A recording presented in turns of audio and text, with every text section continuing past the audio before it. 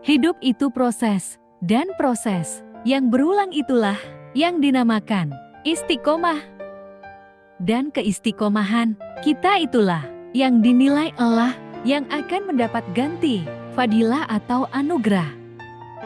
Dan Allah hanya memberikan anugerah kepada orang yang dikehendaki memperoleh anugerah. Adalah kita kuat istiqomah, kuat melakukan proses, sholat berulang, zikir berulang, dan bahkan nafas kita berulang. Tidakkah itu memahamkan kita bahwa segala sesuatu itu dibentuk oleh Allah dengan berulang-ulang agar kita terbentuk dengan baik dan sempurna. Pitutur Kiai. Ketika malaikat menanyakan kepada Allah, bagaimana mungkin akan menurunkan khalifah di bumi yang akan saling bunuh dan menumpahkan darah? Betapa menunjukkan kalau bumi ini adalah tempat kesedihan. Huru-hara, pancaroba. Jadi jika mengharapkan kebaikan untuk bumi, maka jangan berharap lebih agar bumi benar-benar damai. Lakukan saja amal baik sebaik yang kita mampu, seikhlasnya.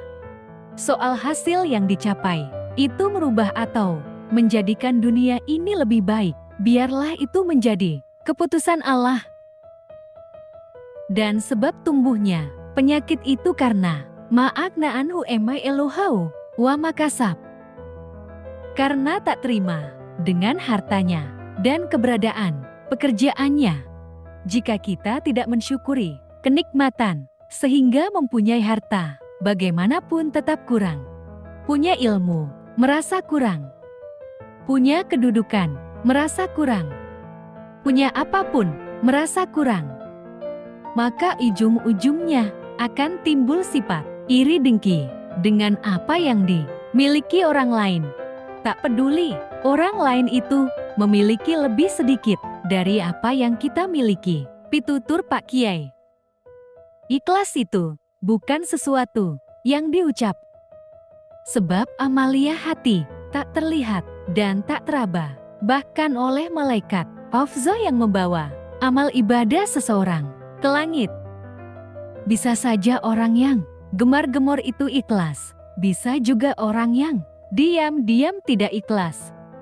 Atau sebaliknya, amalia yang ikhlas atau tidak, pasti ada efek di jiwa, hati, roh, dan perbuatan orang yang melakukan amalia.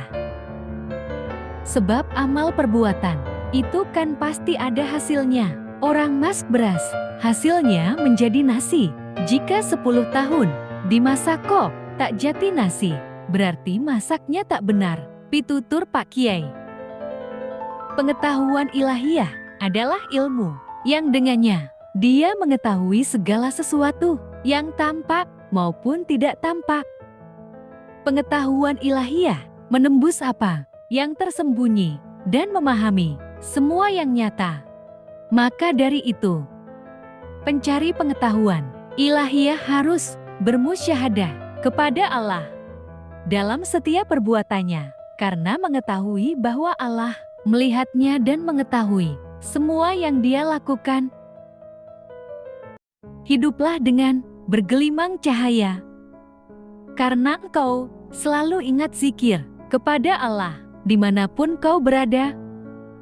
Tak perlu orang tahu kamu sedang berzikir atau tidak, sebab zikir itu abadi dalam hati dan pikiranmu.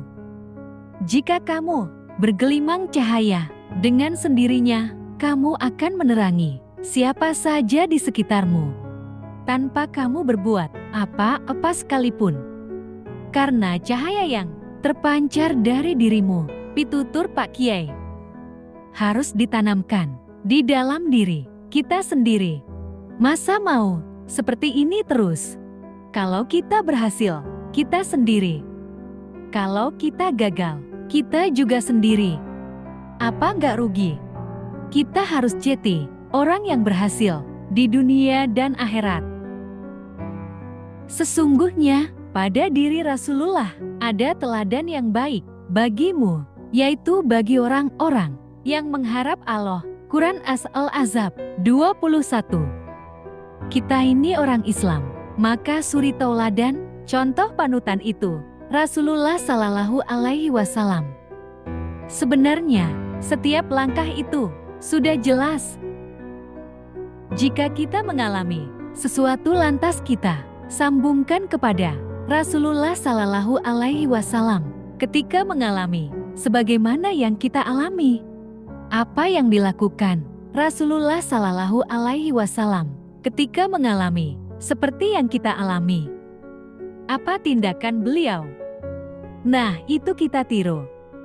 Juga ketika kita dihadapkan pada satu keadaan atau ketika mau menjalankan amaliyah, maka kita samakan kepada Rasulullah Shallallahu Alaihi Wasallam, karena Rasulullah Shallallahu Alaihi Wasallam itu Nabi kita. Maka beliaulah panutan penunjuk amaliyah yang benar yang diajarkan oleh Rasulullah itu isi Al-Quran. Beliaulah Al-Quran yang berjalan.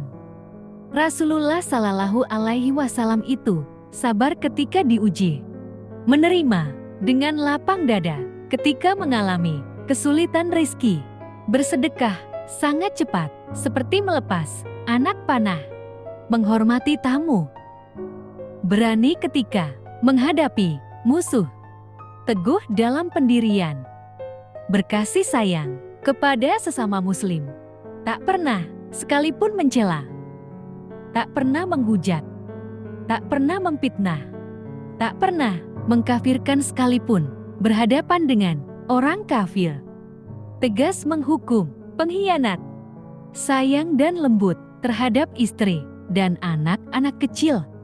Rasulullah Shallallahu Alaihi Wasallam alwat menyepi di dalam gua Hiro selama 5 tahun. Sebelum diangkat menjadi nabi, beliau terusir dari Mekah, tapi tak mendendam dengan yang mengusirnya.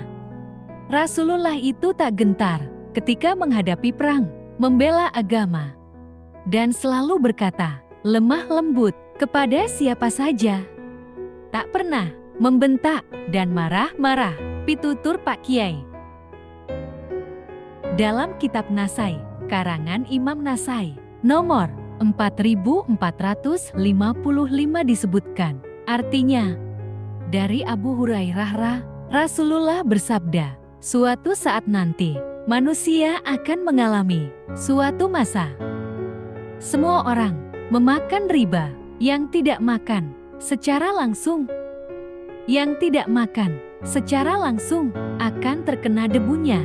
Sekarang umat Islam telah memasuki zaman ini, di mana orang yang tidak memakan riba akan terkena debunya.